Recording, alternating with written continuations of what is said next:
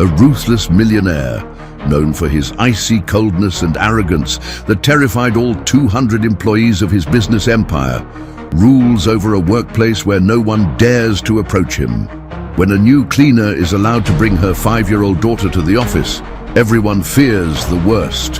One morning, after receiving devastating news that makes him break down in tears for the first time in decades, the innocent girl finds him crying and whispers the words no one would ever dare to say. "Sir, may I give you a hug?" As her mother watches in terror, afraid of being fired, what he does next shocks every employee and reveals a transformation that will change not only his life, but the reality of everyone around him. The Tuesday morning sun streamed through the panoramic windows of Arthur Pierce's office, painting the New York City skyline in hues of gold and promise. From the height of his empire on the top floor of one of Manhattan's most imposing skyscrapers, the world looked small, a chessboard where he moved the pieces with masterful skill. The aroma of freshly ground Arabica coffee hung in the air, an expensive fragrance that usually calmed him, but today only served to sharpen the electricity coursing through his veins. Every second dragged with the weight of an eternity. He was waiting for a call, the call that would change everything. His company, a colossus built on sweat and an unshakable faith in his own talent, was teetering on the edge of a financial precipice he refused to admit to publicly. That phone call from an international investor, a man named Petrov, who had appeared like a guardian angel, was the only bridge across the chasm.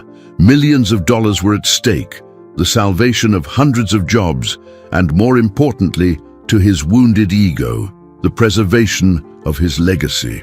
A soft knock on the solid oak door pulled him from his reverie. It was Elena, his cleaning lady, a woman with a tired but dignified gaze who kept his sanctuary immaculate. Beside her, shyly clutching the hem of her uniform, was a little girl with large, watchful eyes, young Lara. Eleanor stepped forward, her face etched with worry. "Mr. Pierce, I am so sorry. Lara's school had a last-minute burst pipe, and I had no one to leave her with. She'll be quiet in a corner, I promise. She won't be any trouble." Arthur, who normally loathed any break in his meticulously controlled routine, felt a pang of irritation but masked it with a forced smile. "It's fine, Elena. As long as she's silent." He barely glanced at the child, his thoughts already returning to the anxious melody of the phone that refused to ring. Lara didn't need to be told to be quiet. Silence was her shield in a loud, unpredictable world. As her mother began her work, she settled into a small armchair in the corner of the office, a tiny dot amidst the vastness of leather, glass, and steel. Her eyes, however, weren't on the expensive toys or the art books on the coffee table. They were fixed on Arthur. She watched him pace, his jaw tight, his gaze lost in the urban landscape. She had seen him like this the day before, but his anxiety was different. Yesterday, while her mother was cleaning the adjacent conference room, she had overheard him on the phone with a man who had a slick, grating voice. The name Petrov was mentioned, along with numbers she didn't understand. But it was the man's tone that had made her shrink back. It was the same tone the dangerous men in her neighborhood used before something bad happened, a mixture of false friendship and veiled threat.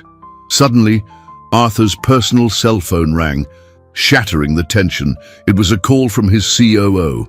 "Emergency meeting, Arthur. Now, one of our biggest clients is threatening to pull their contract." The urgency in the voice on the other end was undeniable. Arthur swore under his breath. "I'm on my way," he said, hanging up. He grabbed his briefcase, his face a mask of frustration. He looked at Elena. "I have to step out. If a Mr. Petrov calls from overseas, please take a message. Tell him I'll call back as soon as I can. It's the most important call of my life." With that, he hurried out, the door closing behind him with a soft click. The silence returned to fill the office, heavier now. A few minutes later, the phone on Arthur's desk began to ring, its shrill sound cutting through the air. Elena was in the other room, the noise of the vacuum cleaner drowning out the call. But Lara heard it. She looked at the flashing device, the name Petrov glowing on the caller ID. The memory of yesterday's slick voice echoed in her mind. She saw the anxiety on her boss's face, his blind faith in that name. With a determination that belied her age, she slipped off the armchair, walked to the imposing desk, climbed onto the leather chair, and picked up the receiver. Outside the door, Arthur stopped. He had forgotten his wallet. He turned the handle silently, pushing the door open, just a crack. That's when he heard a small, cold voice say the words that froze the blood in his veins. "Never call my boss again." A sharp click followed, the sound of the phone being hung up. Arthur stood paralyzed, confusion and shock seizing his mind. What the hell was happening? For a long moment, Arthur remained motionless in the crack of the doorway, the click of the phone echoing in his mind like a gunshot in the silence. Reality seemed to have folded in on itself, creating a scenario so absurd his brain refused to process it. A child, his cleaning lady's daughter, sitting in his chairman's seat, had just hung up on the man who held his company's future in his hands. The initial confusion quickly gave way to a wave of icy fury. Every beat of his heart hammered out a single word: disaster. He shoved the door open with force, the sound of the wood hitting the frame making Eleanor, who was returning from the kitchenette with a cloth in hand, jump in fright. Her eyes widened at the scene. Arthur, standing like a thundercloud, and her daughter, Lara, still perched in the leather chair that seemed to swallow her whole, her small hand resting on the silent phone. "Elena."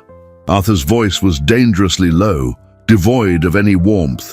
"Can you explain to me what is happening here?" His eyes never left the little girl, who now stared back at him with a disconcerting seriousness, without a trace of childish fear.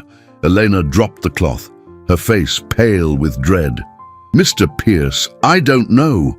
I swear she didn't mean any harm." "Lara, what did you do?" "Apologize to your boss right now." She rushed toward her daughter, her hands trembling, ready to pull her from the chair, to kneel and beg if she had to. Losing this job would be the ruin of her small family. But Lara didn't move. She just looked at Arthur, her dark, deep eyes conveying an unshakable conviction. "He was a bad man, Mommy," she said, her voice firm. Arthur let out a short, bitter laugh, a sound that contained no humor. "A bad man? You just cost this company millions of dollars because of a childish fantasy." He strode to the desk, his imposing presence filling the space. He leaned in, resting his knuckles on the polished wood, his face inches from Lara's. "Do you have any idea what you've just done? That was the most important call of my life." The desperation he had been hiding for weeks began to leak through his controlled facade. The humiliation of being on the brink of bankruptcy, the crushing pressure, it all focused on this small figure who had dared to interfere with his destiny. "Elena, get your things, and your daughters, you're both dismissed." The words fell like death sentences in the silent office. Tears finally welled in Elena's eyes, streaming down her tired face. "Please, sir, it was an accident. She's just a child. I need this job." She grabbed Arthur's arm, a gesture of desperate supplication. He pulled away, repulsed by the touch. His decision was final.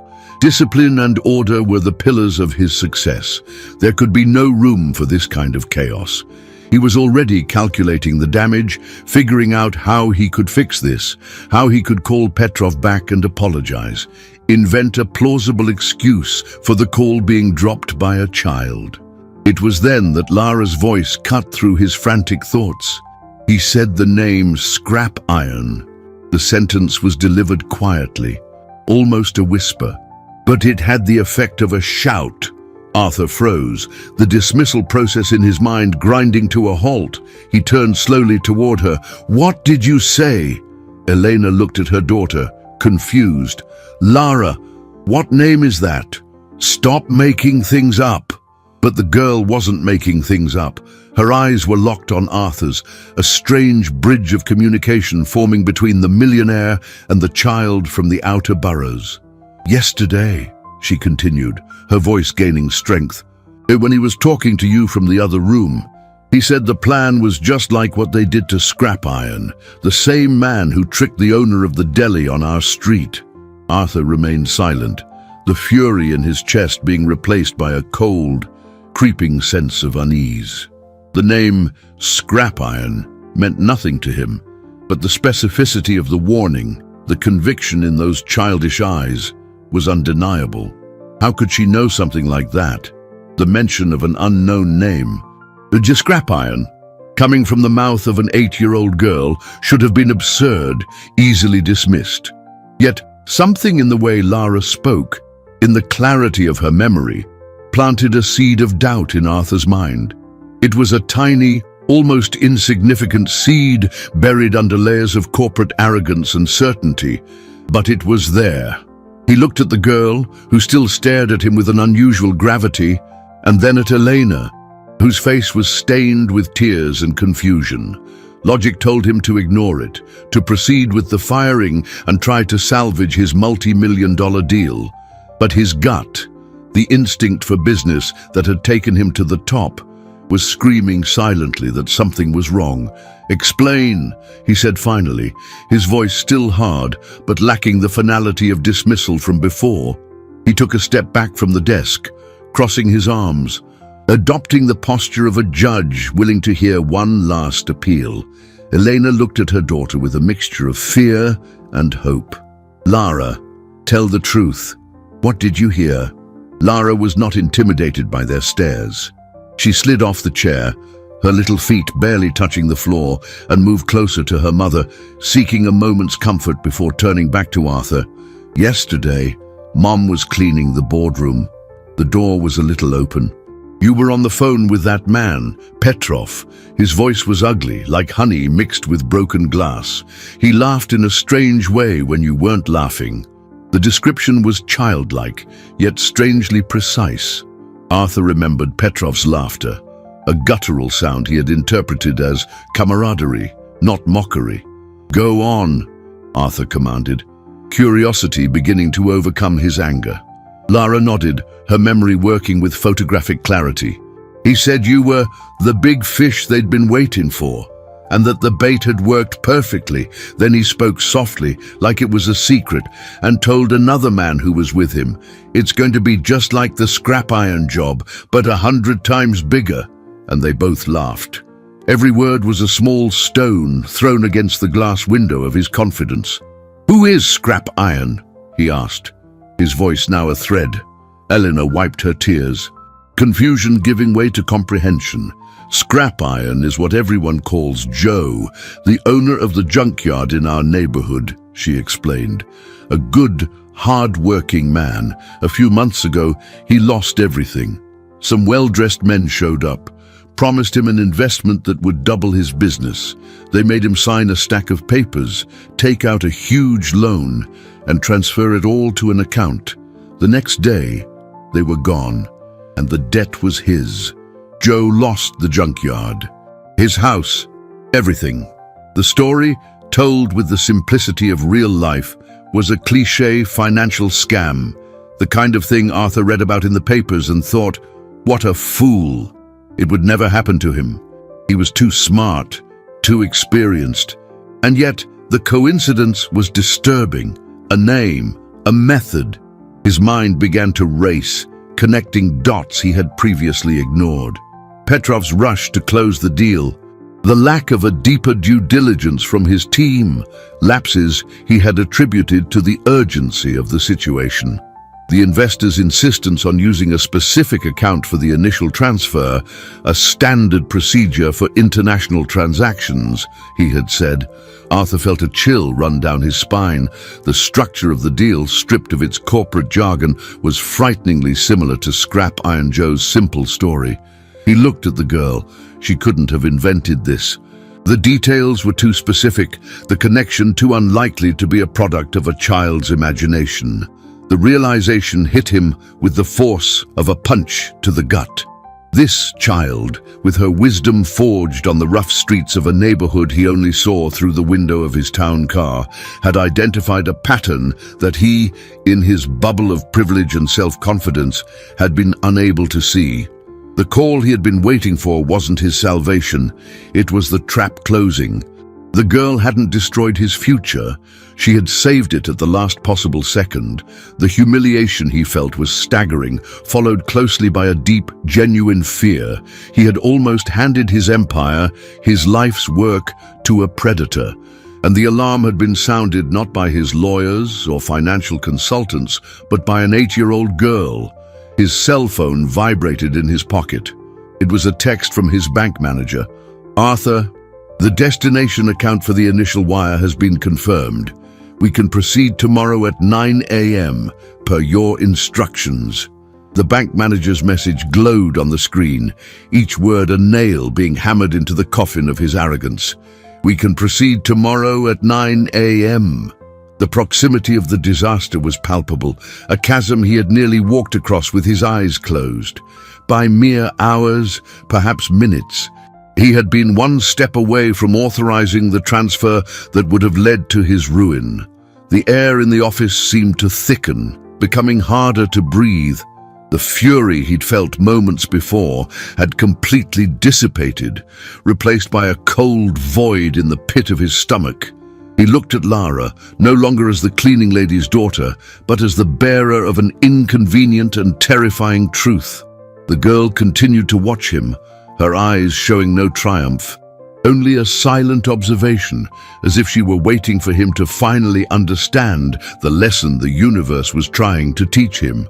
"Elena," Arthur said, his voice hoarse, almost unrecognizable. He sank heavily into one of the leather armchairs, the gesture of a man who had been physically struck. "Tell me more about this Joe, about what happened to him." Elena, sensing the dramatic shift in her boss, approached cautiously. She pulled her daughter close, her arm wrapping around the girl's small shoulders like a protective shield. "There's not much more to tell, Mr. Pierce. It was fast. They were charming, spoke beautifully, promised the world. They made Joe feel important, like he was the chosen one. He, who'd always been a simple man, believed his luck had turned. He signed the papers without reading them properly, trusting their word, and when the money vanished, so did they. The police were called, but they said it was a civil matter, that he'd signed the documents of his own free will. No one was arrested. Joe was left with the shame and the debt. Every detail of Elena's story was a distorted echo of his own negotiation with Petrov. The charm, the rush, the feeling of being the chosen one for a unique opportunity. The complex paperwork that his lawyers had reviewed, but perhaps not with the necessary skepticism, hurried by the promise of a capital infusion. Arthur felt a wave of nausea. He, the titan of business, the man who prided himself on smelling a bad deal from a mile away, was about to fall for the same scam that had victimized a humble junkyard owner. The only difference was the scale. Where Joe had lost tens of thousands, he stood to lose millions. The scam was the same. Only the size of the bait had changed. The humiliation was like acid corroding his pride. Being saved by a child was one thing. Realizing he was making the exact same mistake as a man he would have considered naive was another, far more profound. His phone rang again. This time, the name Petrov flashed on the screen. The shrill sound seemed to mock him. Instinctively, he glanced at Lara. The girl gave a subtle nod, as if giving him permission to face the truth. With a trembling finger, he answered, putting it on speakerphone so Elena and Lara could hear. "Arthur, my friend, I was getting worried." The call dropped. "Any trouble?" Petrov's voice was exactly as Lara had described. Honey mixed with broken glass, falsely warm, dangerously smooth. Arthur took a deep breath, trying to keep his voice steady. "We had a small technical issue. Petrov, nothing serious. He needed time to think, to understand the extent of the trap. About tomorrow's transfer. Ah, yes, everything is ready on our end." My bankers are just awaiting your confirmation. As soon as your initial guarantee funds are in our account, we will release the full investment, standard procedure, as you know. The jargon was perfect, reassuring. But now, to Arthur, every word sounded like the click of a locking mechanism. He knew what he had to do.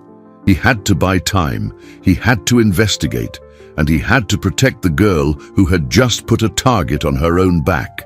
A terrible thought struck him. If Petrov was who Lara said he wasn't just a con man, he was a predator. And predators don't like it when their prey escapes, especially when they're exposed by an unexpected witness. The call was no longer about money, it was about survival. "I need another 24 hours, Petrov," Arthur said, his voice surprisingly calm, a facade of control he didn't feel. "My board is demanding a final, last-minute review. Bureaucracy. You know how it is." He hated lying, considered it a weakness, but right now it was his only weapon. A heavy silence settled on the other end of the line. For a moment, Arthur thought the connection had dropped again. But then Petrov's voice returned, the honey in his tone a little thinner, revealing the glass underneath. 24 hours. "Arthur, I thought we had an agreement. This opportunity is time-sensitive. My other partners are impatient." The word partners hung in the air, laden with a subtle threat. It was no longer a negotiation between two men, it was a warning. "It's non-negotiable, Petrov. End of business tomorrow. You'll have your answer," Arthur insisted, feeling cold sweat trickle down his back. He disconnected before the other man could protest, his heart hammering against his ribs. The bluff had worked, for now. He turned to Elena and Lara. The color had returned to Elena's face, but the fear in her eyes had been replaced by a new, deeper anxiety. She understood now that this wasn't just about her job. Her daughter had meddled in the affairs of dangerous people.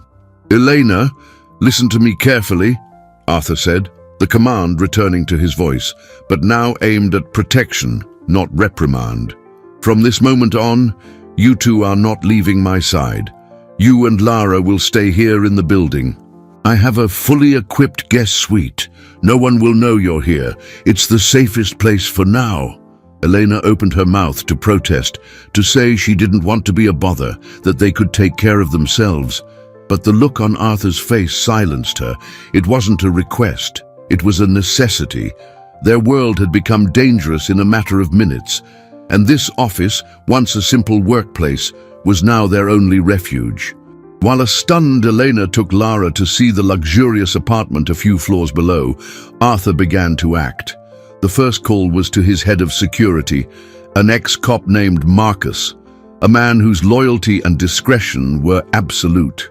Within minutes, Marcus was in his office, his impassive expression unchanged as Arthur recounted the bizarre story, omitting the source of his information for the moment. "I want you to dig into this, Petrov. Full name, history, partners, everything. Use every resource you have, and I want you to find everything you can about a scam run on a man named Joe, a junkyard owner in..." He paused, glancing at the door. "I'll get you the address." Next, he called his lawyer and his bank manager, canceling the transfer and instructing them to freeze any transactions related to the deal until further notice. Each call was a step back from the precipice. Night fell over the city, but the lights in Arthur's office stayed on. He and Marcus worked in silence, the occasional sound of keystrokes and phone calls breaking the tension. The first pieces of information began to trickle in, and they were alarming. The name Petrov was a ghost. There were no official records, no online presence, nothing. The company he represented was a shell corporation, an empty vessel registered in a tax haven. It was a professional setup designed to be untraceable. Arthur's frustration mounted. He had the instinct, the warning, but no hard proof. How could he fight a shadow? In the middle of the night, exhausted, he went to check on Elena and Lara. He found them in the suite's kitchen. Lara was drawing in a sketchbook she'd found, while Elena made tea, her face still tense. "I'm sorry for all of this, sir," she whispered. "No, Elena, I'm the one who's sorry," he replied, and the sincerity in his voice surprised her. "Your daughter, she saved me." He glanced at Lara's drawing. It was stick figures, a small girl, a woman, and a tall man, holding hands in front of a big building. And in the distance, a dark, shadowy figure was watching them. The drawing was childish, but the message was clear. The danger hadn't gone away. It was just watching, waiting. Just then, Elena's cell phone rang. An unknown number. She answered, hesitant. A low, distorted male voice spoke on the other end. "Elena, we know where you work, and we know about your daughter. Curious children sometimes get hurt. It would be a shame if something happened to her on the way to school, wouldn't it? Stay quiet. Pretend nothing happened, and everything will be fine." The call ended. Elena dropped the phone, her face a mask of pure terror.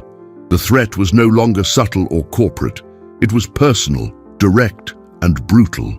They knew who they were, and they knew exactly how to hurt them. The dull thud of Elena's cell phone hitting the marble floor echoed in the apartment's silence, a fragile sound that marked the beginning of a new kind of fear. The terror that washed over her face was primal, the anguish of a mother who had just heard her worst nightmare verbalized. The anonymous caller's words hung in the air, venomous and sticky. Curious children sometimes get hurt. Arthur reacted on instinct, scooping the phone off the floor and glancing at the screen. But the number was already gone, replaced by the word private. The threat was designed to be a ghost, untraceable, but its impact terrifyingly real. Lara, who had been absorbed in her drawing, looked up, her large, dark eyes fixed on her mother's pale face. And she understood, with the sharp intuition of someone who has always lived on alert, that the monster she had drawn had just snarled through the phone. "They are not going to touch you," Arthur said, his voice more of a vow than a reassurance. The anger he felt was cold and sharp. It was one thing for them to try and con him, to steal his money, to attack his business. That was the game, however dirty. But to threaten a child, to use a mother's love as a weapon that crossed a fundamental line, it turned a business problem into a personal war. He led Elena, who was trembling uncontrollably, to a sofa. Lara, without a word, climbed up beside her mother and hugged her, a small body offering immense comfort. The girl's silent act of courage only solidified Arthur's resolve. He was no longer just defending himself, he was protecting them. He called Marcus, his head of security, back to the apartment and relayed the threat word for word. Marcus's normally impassive face tightened into a hard line. "They're testing you. They want to see if the threat is enough to buy your silence," Marcus said. "That means two things. First, they're close, watching. Second, the girl really did hear something that seriously incriminates them." Arthur looked at Lara, who was now stroking her mother's hair. A child who had become the key witness in a criminal conspiracy. The irony was cruel. "We need to get them out of the city," Marcus suggested. "A safe place, far from here, until the dust settles." Arthur considered it for a moment. It was the logical, safest choice. But something stopped him. Sending Elena and Lara away would be admitting defeat, surrendering to intimidation. And more importantly, it would leave Lara, the only one who could identify Petrov's voice and who knew the link to the scrap iron con, out of reach. "No," he decided, surprising both himself and Marcus. "They expect us to run. They expect us to hide.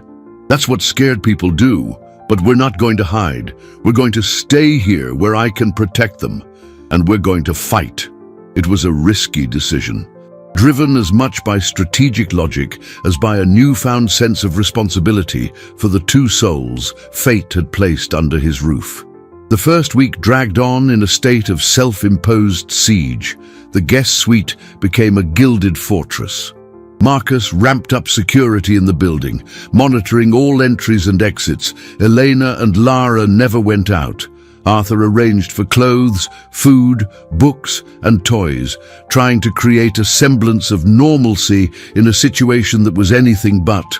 By day, he and Marcus continued to dig, searching for any lead on Petrov and his network. Every dead end heightened the frustration. The scrap iron Jocon seemed to be their only tangible link, but the poor man was too terrified to talk, fearing reprisals against his own family. The criminal network was like a spider's web, invisible until it was too late. Late in the week, the second small breakthrough came. Marcus, using a shadowy contact in the banking system, managed to trace the account where Arthur's money was supposed to go. It didn't lead to Petrov, but to a series of shell companies that, in turn, led to something even more shocking. The account was linked to a prominent lawyer in the city, a man Arthur knew socially, someone he would never have suspected, the man who, coincidentally, had recommended Petrov to him at a charity event months ago. The realization hit Arthur like ice water. The enemy wasn't just outside. He had an accomplice on the inside, someone who knew his vulnerabilities, his precarious financial situation, and his desperation. He hadn't been chosen at random. He had been hunted, and the hunt had started long before he'd ever known. The revelation that his own lawyer, Mr. Davies, was the traitor, the architect of his ruin, was a deeper blow than any financial loss. Arthur felt as if the ground beneath his feet had turned to quicksand. Trust, for him, was a currency as valuable as money, and his had been counterfeited in the vilest way. He spent the night awake, replaying every conversation, every handshake, every smile shared with Davies over the past months, now seeing it all in a new, sinister light. The man hadn't just referred him to a con artist, he had delivered him, served him up on a silver platter, knowing exactly where and how to press to break his resolve. His company's financial desperation wasn't a secret, but Davies knew the intimate details, the true extent of the problem. He had used that privileged information to weave the perfect web. The atmosphere in the guest suite shifted. The initial tension, fueled by the adrenaline of discovery and flight, gave way to a heavy silence, the kind that accompanies a long wait. Elena tried to maintain a routine, cleaning an apartment that was already immaculate, preparing meals that were barely touched. Lara, meanwhile, seemed to be the small group's anchor of sanity. She didn't question, didn't complain about the confinement. She spent hours drawing or reading the books Arthur had provided, her calm presence a stark counterpoint to the whirlwind of emotions in the adults around her. Sometimes, Arthur would watch her and wonder how a child could carry so much weight with such grace. He realized now that her resilience wasn't childish. It was the armor of a survivor. It was on a rainy Thursday afternoon that the course of the story changed irrevocably. Arthur was in his office, reviewing Marcus's reports on Davies, a life of unexplained luxury, frequent trips to the same tax havens as Petrov's company, when his intercom buzzed. It was his receptionist, her voice trembling with panic. "Mr. Pierce, there are people here. They say they're from financial crimes. They have a warrant. They're turning the place upside down." Arthur felt his blood run cold. He raced to the small adjacent security room where Marcus was already monitoring the cameras.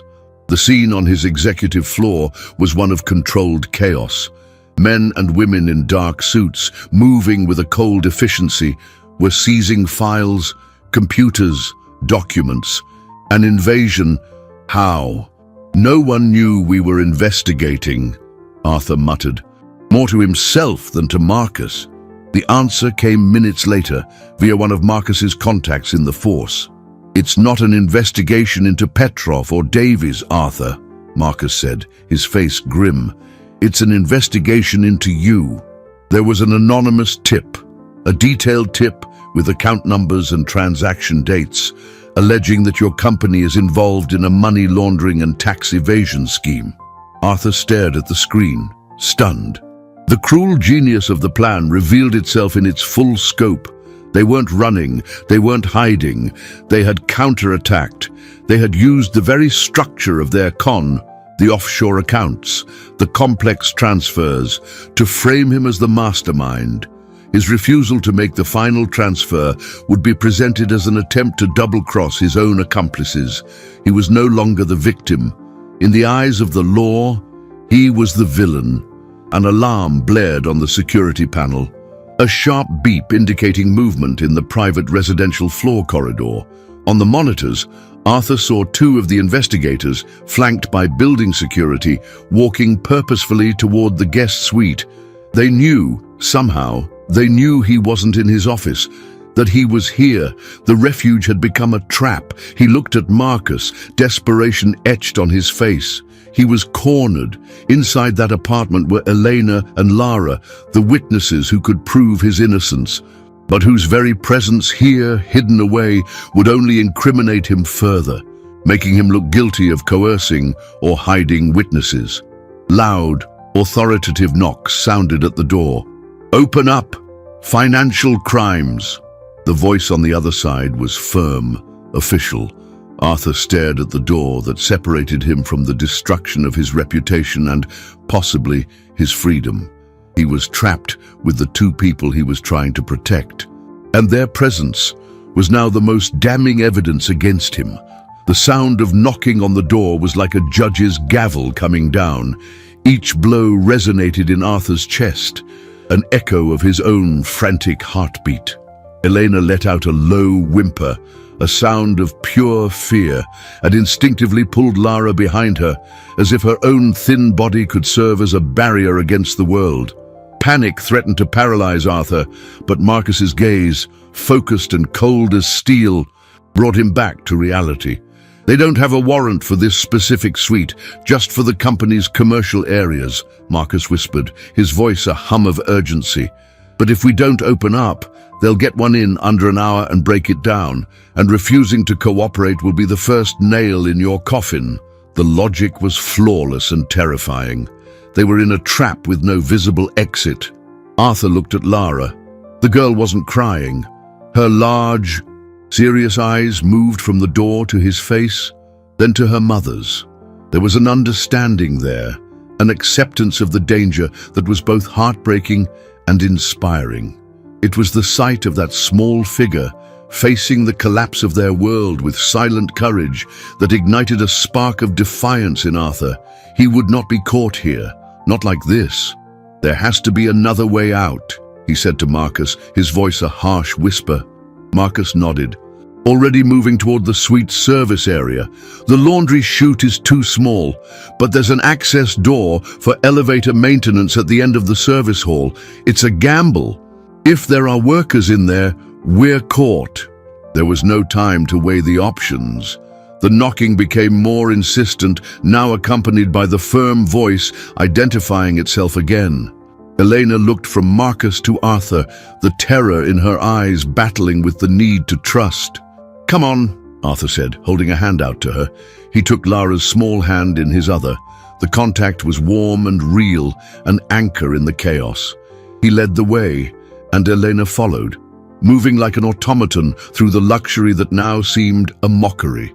Marcus quietly opened the service door, revealing a narrow, poorly lit corridor that smelled of dust and oil. It was the building's skeleton, a world Arthur never knew existed. The contrast with his marble and carpeted hallways was stark. Here, in the gloom, their salvation or their capture would be decided. They moved in single file, the sounds from the main corridor muffled but still audible. Every creak of the floor beneath their feet sounded like thunder. Arthur kept Lara close, feeling the implicit trust in her small hand that held his tightly. Never in his life had he felt so responsible for other people. This wasn't the distant responsibility of a CEO for his employees, but the visceral responsibility of a guardian. In that dark hallway, he was not a millionaire. He was just a man trying to protect a family. Marcus stopped before an unmarked metal door. He pressed his ear against it, listening for a long moment before turning the handle with agonizing slowness. The door opened with a low groan, revealing not the elevator shaft, but a spiral service staircase, plunged into darkness. It was an escape route. They descended several flights in absolute silence, emerging onto an empty office floor still under renovation. They were safe, for now. The distant sound of sirens outside was a reminder that the world hadn't paused for their drama. Exhausted, they sank onto the dusty floor of an unfinished office. Just then, Marcus's phone vibrated. He answered, listened for a moment, and his face hardened. He looked at Arthur, and the news came like a final punch. That was my contact on the board. With the investigation underway, they called an emergency meeting. You've been suspended from your duties as CEO, effective immediately. Arthur felt the air leave his lungs, but Marcus wasn't finished. He turned to Eleanor, the compassion in his eyes making the next words even crueler. And, Elena, for breach of corporate security protocols, they've terminated your employment contract. Marcus's words fell into the dusty silence of the unfinished office with the finality of tombstones. Suspended, terminated. For Arthur, the loss of the CEO title was a phantom blow. His empire already felt distant, a life that had belonged to someone else. But for Elena, the news was a blade that cut her off at the knees.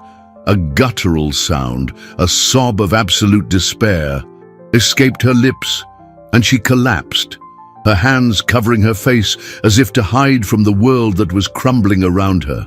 That job wasn't just a paycheck, it was dignity, a precarious security, the promise of a better future for Lara, the single fragile barrier that separated them from the violence and uncertainty of the neighborhood they had left behind.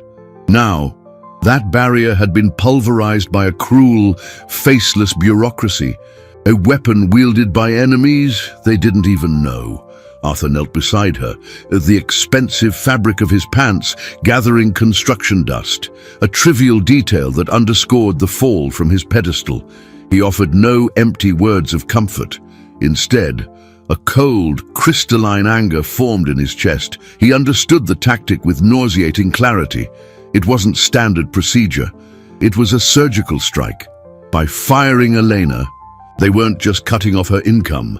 They were evicting her from the only safe place she had left. They were forcing her back to her neighborhood, to their territory, where she and Lara would be easy targets, vulnerable to the intimidation and fear that flourished on those streets. They were isolating her, pulling her out from under his protective shield. The injustice of it, the cowardice of using an innocent woman and her child as pawns in their dirty game, solidified something inside Arthur. The battle for his business was lost, for now, but the war for this family's safety was just beginning. "We can't stay here," Marcus said, his voice low and practical, cutting through the moment's pain. "They'll be searching the whole building, and your assets, Arthur, accounts, cards. Expect them to be frozen soon as part of the process. We're running out of time and resources." The reality was brutal. The millionaire was, for all intents and purposes, becoming a penniless fugitive. "We'll go home," Elena said, her voice muffled by her hands but filled with a resolve born of desperation. "It's the only place we have." "Absolutely not," Arthur answered instantly. "That's exactly where they want you to go. It's a trap." "And what other choice do we have?" she retorted, lifting her tear-stained face, her eyes flashing with a mix of panic and wounded pride. "I can't accept anything more from you. You've already cost us everything." The accusation, though born of pain, hit Arthur like a fist. He was the cause of all of this. His naivete, his arrogance, had dragged them into his nightmare. He looked at Lara, who was watching the exchange with a heartbreaking stillness. She took no sides, just watched, her eyes seeming to say that she had expected this, that the world was a place where safety was always temporary. In that instant, Arthur made a decision that would redefine the rest of his life. He was no longer the boss, the distant benefactor. He was a part of this. He was responsible. "Then I'm going with you," he said, his voice firm, unwavering. Eleanor and Marcus stared at him, stunned. "Arthur, that's insane," Marcus said. "You'll be a sitting duck there." "I'm already a sitting duck everywhere," Arthur shot back. "At least there I can be with them. I'm not leaving them alone, not after what I've done." Using the service network and Marcus's ingenuity, they managed to slip out of the building undetected, trading the luxury prison for an inconspicuous sedan Marcus had arranged. The drive was a silent blur, the scenery gradually shifting from glass skyscrapers to low, graffiti-tagged buildings, from wide, tree-lined avenues to narrow, poorly lit streets. The air seemed to get heavier, freighted with the untold stories of struggle and survival. They pulled up in front of a small, simple house, squeezed between two others. It was neat and cared for, with a flower pot in the window, a small oasis of order in the urban chaos. But as they got out of the car, the quiet of the street felt menacing. The sun was setting, casting long, distorted shadows. It was then that Lara, whose small hand had found Arthur's again, stopped dead. She squeezed his fingers hard, her body rigid. "Look," she whispered, her voice barely audible. She pointed with her chin toward the end of the block. Parked under the weak glow of a streetlight was a dark sedan, identical to the one she had seen in the office parking garage the day she overheard Petrov's conversation. The windows were tinted, impenetrable, but they could feel the unseen eyes on them, a predatory presence that had followed them to their last refuge. The dark sedan at the end of the street was more than a car. It was a statement, a black ink stain on the pale watercolor of twilight, a predator waiting patiently at the edge of the herd, a cold dread, completely unlike the financial fear he knew, crawled up Arthur's spine. This was a primal fear, the fear of being hunted. For an instant, the world seemed to slow, the distant hum of traffic fading to a murmur. The only clear sound, the ragged breathing of Elena beside him. It was Marcus who broke the spell. "Inside, now!" he ordered in a low, firm whisper, moving to place himself between them and the car, an instinctive human shield. He gently nudged Arthur and Elena toward the door of the small house. Elena, her hands trembling, managed to find the key in her purse and open the lock. They slipped into the house and shut the door behind them, the click of the deadbolt sounding laughably inadequate against the threat they felt outside. The inside of Elena's house was the antithesis of Arthur's world. It was small but immaculately clean and organized. The smell of simmering beans and cleaning products hung in the air, an aroma of normalcy and home that contrasted violently with their situation. In the small living room, a bookshelf held more books than Arthur would have expected, and the walls were adorned with Lara's colorful drawings. It was a sanctuary built with love and little money, and now he had defiled it with the danger he had brought with him. Guilt hit him with renewed force. He, the man who lived in a penthouse that could swallow this entire house several times over, was now seeking refuge within its fragile walls. "Kill the lights," Marcus said, moving to the living room window and peering through a crack in the curtains. "They're still there, stationary, just watching." Elena complied, and the room plunged into shadow, lit only by the orange streetlights filtering through the blinds. Lara, who hadn't said a word, walked to the kitchen, climbed onto a small stool, and got a glass from the cupboard. She filled it with water from a filter pitcher and brought it to Arthur. "You must be thirsty," she said softly. The simple gesture, an act of hospitality in the midst of terror, broke something inside him. He took the glass, his large fingers dwarfing it. In that moment, he wasn't the boss, the millionaire, the man in charge. He was a frightened guest in the home of a little girl who somehow seemed stronger than he was. He sat on the modest sofa, a spring groaning under his weight. The chasm between his world and theirs had never seemed so vast and yet so meaningless. All his money, all his power was useless here. In fact, It was the cause of all the danger. The real wealth, he was beginning to realize, was the peace that had existed in this house before he arrived. "We need a plan," Marcus said, stepping back from the window. "We can't stay here. They know where we are. It's only a matter of time before they try something more direct." But before they could discuss any options, the sound of an engine slowly turning over broke the street's silence.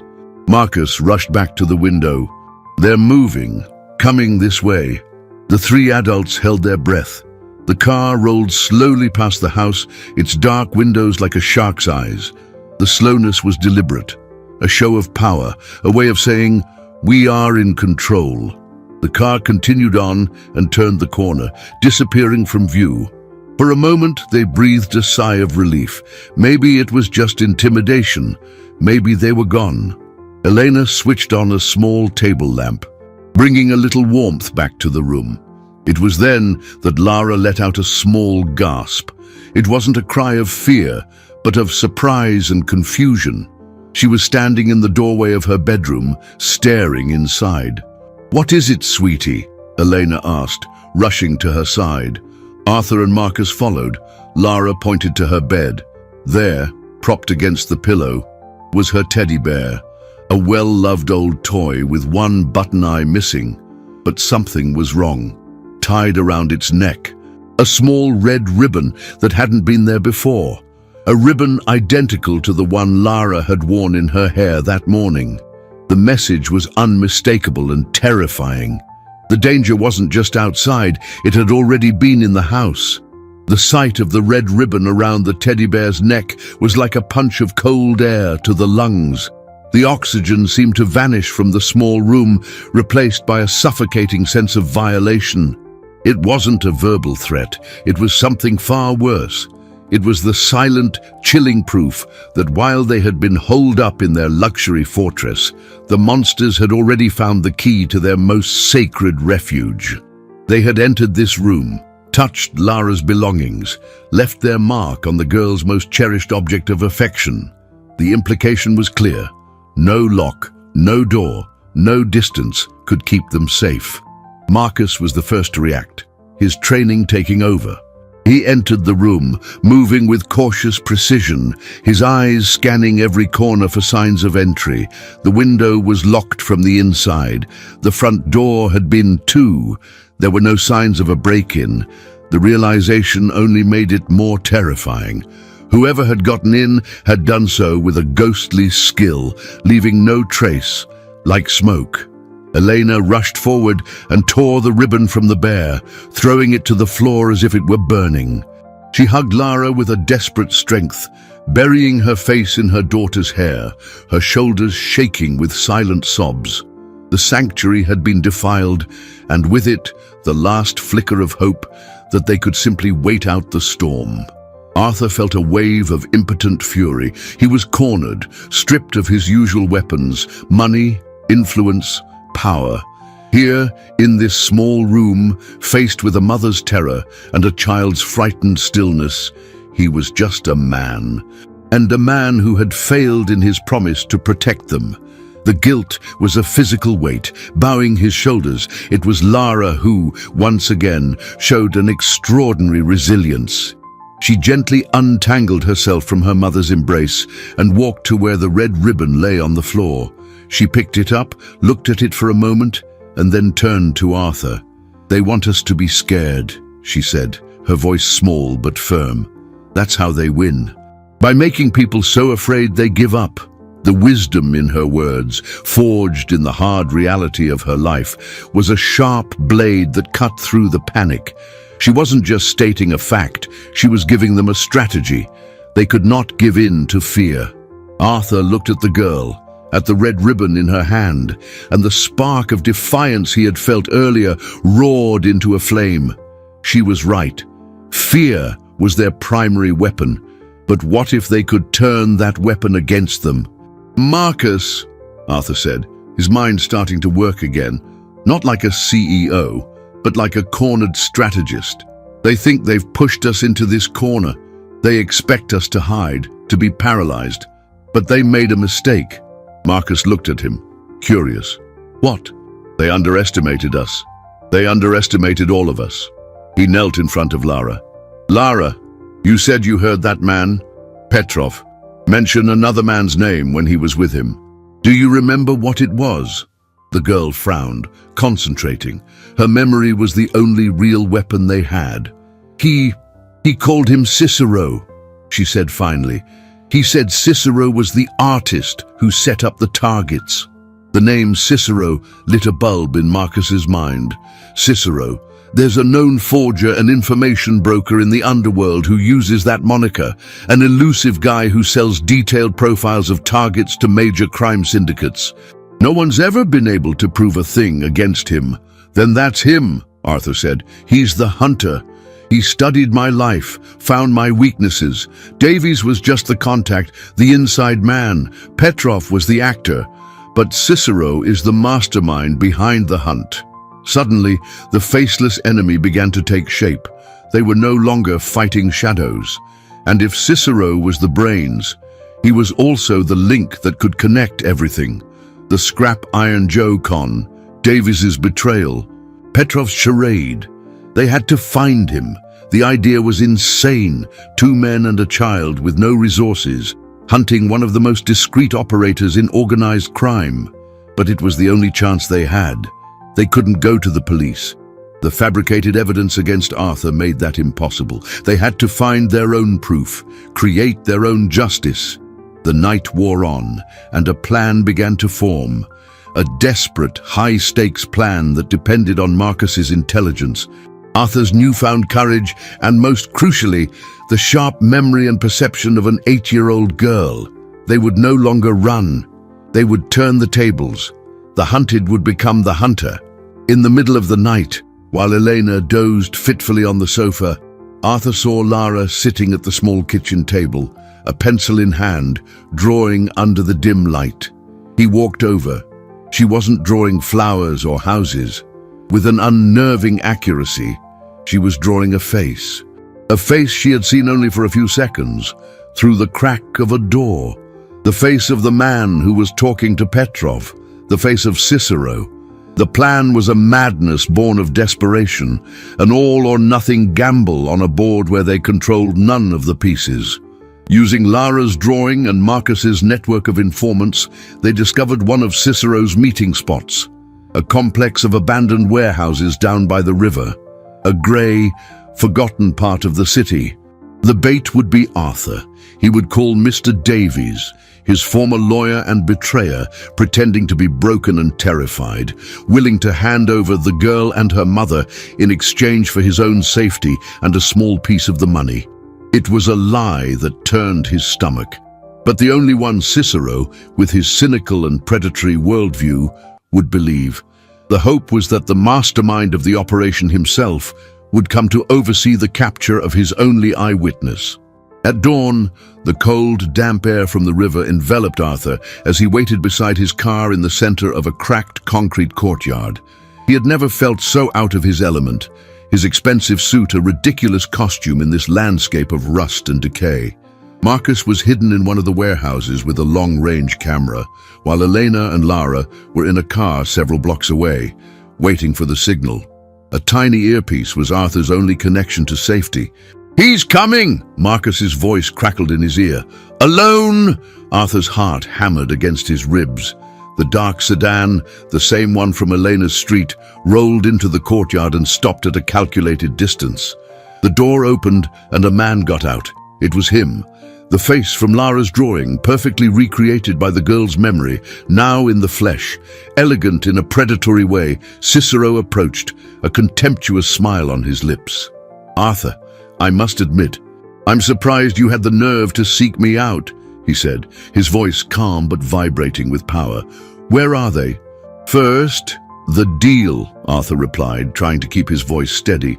"Guarantees that I walk away from this clean." Cicero laughed, a dry, joyless sound.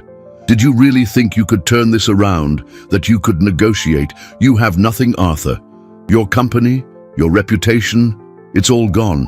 I built your ruin brick by brick. You are my trophy." He took another step, the predator closing in on his cornered prey. "Now tell me where the woman and child are, and maybe I'll ask my friends in prison not to be too rough on you." It was then that the sound of sirens cut through the air, growing rapidly louder. Cicero's smile widened. "Ah, and here comes your guarantee," he said, relishing the confusion and panic dawning on Arthur's face. "I called the police myself. A clandestine meeting between a fugitive fraudster and his accomplice. It fits the narrative I created for you rather nicely, don't you think?" The trap wasn't for Lara and Elena. The trap was for him. Squad cars blocked the courtyard's exit, and armed officers swarmed out, surrounding the two men. A grim-faced detective approached. "Arthur Pierce, you're under arrest for fraud, money laundering, and obstruction of justice." Cicero raised his hands in a gesture of mock surrender. "Thank God, detective. This man lured me here, trying to blackmail me. Everything was lost. Their plan had been reversed on them with diabolical perfection. Marcus was trapped in his observation post, helpless." As the officers moved to cuff Arthur, the inconspicuous car carrying Elena and Lara drove slowly into the courtyard. Elena got out, her face pale with fear, but resolute. The detective turned, annoyed by the interruption. "Ma'am, step back. This is a crime scene." "He's lying," Elena said, her voice trembling as she pointed at Cicero. "That man threatened my daughter." The detective gave her a look of weary skepticism. "Ma'am, this is a serious investigation. We don't have time for fantasies." At that moment, Lara got out of the car. She walked with a calmness that none of the adults there possessed, stopping beside her mother. She looked directly at the detective, her eyes fearless. "It's not a fantasy," she said, her voice clear and resonant in the silent courtyard. She held up her hand, and in it was Marcus's cell phone, which he had given her in case of an emergency. "So you'll want to see the picture I took of his face." Lara's words hung in the tense air, carrying a weight that belied her age. The detective, whose skepticism was armor forged by years of false testimony and dead ends, looked at the girl, the irritation on his face giving way to a flicker of curiosity. Cicero let out a mocking laugh. "A picture? Detective, are we really going to entertain this? It's the desperate trick of a ruined man using a child." He gestured toward Arthur, painting him as a cruel puppet master, but the detective didn't take his eyes off Lara. There was something in her posture, a complete lack of artifice, that made him hesitate. "What picture? Little girl?" he asked, his tone a fraction softer. Lara didn't answer with words. With steady fingers, she unlocked the phone and opened the gallery. She held it out to the detective. The image on the screen was not of Cicero's face in the courtyard. It was a photo taken discreetly, through a gap, from a low angle. The quality was imperfect, grainy, but the image was undeniable.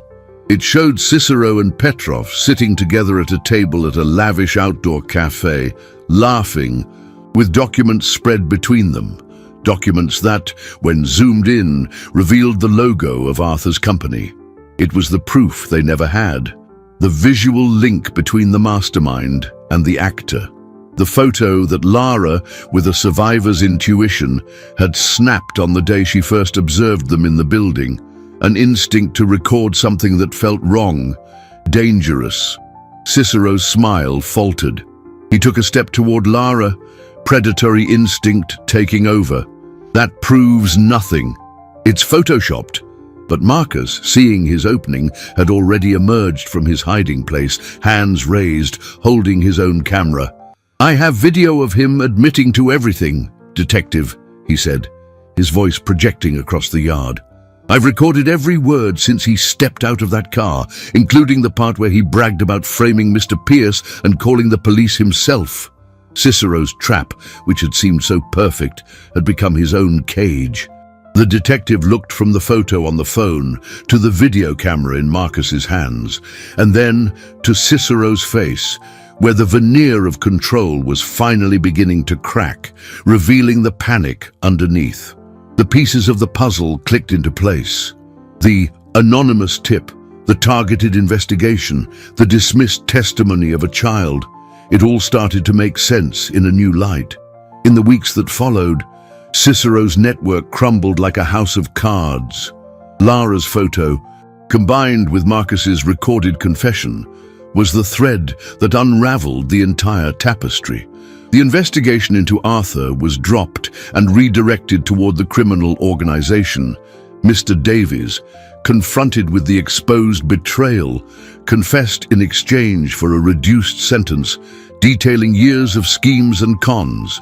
Other victims, emboldened by the news, finally came forward, including a now courageous Scrap Iron Joe. The name Petrov was linked to a real identity, and an international arrest warrant was issued. Cicero, the untouchable artist, found himself entangled in a web of irrefutable evidence. The man who prided himself on never getting his hands dirty was now in handcuffs. For Arthur, the legal victory was almost an anticlimax. His company, though saved from bankruptcy, was scarred by the scandal. His name, cleared in the eyes of the law, still carried the wounds of public humiliation. But something fundamental had changed within him. The empire he had fought so hard to build no longer seemed like the ultimate prize. During the long hours of depositions and meetings with lawyers, he found himself thinking not of spreadsheets and profit projections, but of Elena and Lara. He had set them up in a safe apartment, far from everything, ensuring they had all they needed, but the distance felt wrong. Their absence in his life had created a void that no corporate victory could fill. One afternoon, after an exhausting meeting with his new board of directors, he dismissed his driver and drove himself to their temporary apartment. He knocked on the door, feeling a nervousness he hadn't felt in years. Eleanor opened it, and their eyes met in a charged silence. "I came to talk," he said, his voice oddly shy. She let him in. Lara was at the kitchen table doing her homework. She looked up at him and smiled, a genuine, warm smile that thawed something in Arthur's chest. He sat across from them, not as a millionaire, not as a boss, but as a man who finally understood what mattered. "I can't go back to the way things were," he began, looking at Elena. "None of it makes sense anymore. But I also can't imagine a future without you two in it. I know I have no right to ask, after everything I've put you through, but I'd like to propose something. Not a job, not charity, a partnership, a family." The word family hung in the small kitchen, as delicate and powerful as a butterfly. Elena looked at Arthur, her eyes searching his face for any sign of pity or obligation. What she found was something she had never seen there before: vulnerability. The mask of unshakable control was gone, replaced by a raw sincerity and an almost boyish hope.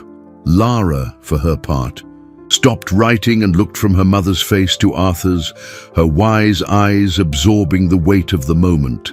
She didn't smile, nor did she seem surprised. There was a quiet acceptance in her expression, as if she was simply watching a piece of fate she already knew was written. "I don't know what that means, Mr. Pierce," Eleanor said at last, her voice a whisper. "We come from different worlds." "We did," he corrected her gently. "Our worlds collided, Eleanor. And in that crash, I found out what actually has value. It's not the buildings, not the bank accounts. It's loyalty, it's courage, it's protecting the people who protect you. I spent my whole life building an empire of things, but I was bankrupt in the ways that truly matter. You two showed me that." He turned to Lara. "You saved me, Lara, not just my money or my freedom. You saved my soul from an arrogance that was blinding me. And I want to spend the rest of my life making sure you are safe, happy, and have every opportunity the world can offer. Not as a debt, but because I already love you like a daughter." The tears that welled in Elena's eyes this time were not of fear or despair, but of an emotion so overwhelming she couldn't name it. It was relief, gratitude, and the blooming of a feeling she had kept locked away in her heart out of fear. She glanced at her daughter, who gave a small, solemn nod, a silent blessing. In that moment, the barriers of class, of history, of pain dissolved. They were just three people who had weathered a storm together and emerged on the other side, irrevocably bound. 5 weeks after that intercepted call, Arthur Pierce's penthouse office was a transformed space. The heavy drapes had been replaced by light blinds that let sunlight flood the room, where a dark mahogany bar once stood. There was now a colorful bookshelf filled with children's and young adult novels, and on the imposing chairman's desk, next to the state-of-the-art computer, sat a dinosaur-shaped pencil holder and a framed drawing of 3 stick figures holding hands in front of a tall building. Arthur, who had legally adopted Lara, found that fatherhood suited him better than any designer suit. He restructured his company, but he did so with a new purpose. The Pierce Corporate Protection Foundation became the company's most important division, dedicated to educating small and medium-sized business owners about financial scams, using his own traumatic, now anonymized case as the primary study. Elena, who refused to stop working, became the foundation's administrator, her empathy and life experience an invaluable bridge to the people they helped. The final scene unfolds on a Friday afternoon. Arthur is sitting at his desk, but he isn't looking at stock market figures. He's helping Lara with a math problem, chuckling at his own difficulty in remembering the rules for long division. Elena comes in with a tray holding coffee for him and juice for Lara. The desk phone, the same device that had nearly broadcast his ruin, rings. Arthur answers it, his voice calm and confident. Pierce Foundation, how can I help? He listens to a business owner's story on the other end. A story frighteningly familiar with its promises too good to be true. Arthur listens patiently, and at the end, he says the words that have become his new motto. Don't worry, you're not alone. We're going to help you see what's hiding in the shadows. He hangs up the phone, and his gaze meets Lara's. She gives him a knowing smile, the smile of someone who understands the secret of the universe. Arthur realizes, with a clarity that fills him with peace, that true protection doesn't come from high walls or security guards, but from the unexpected.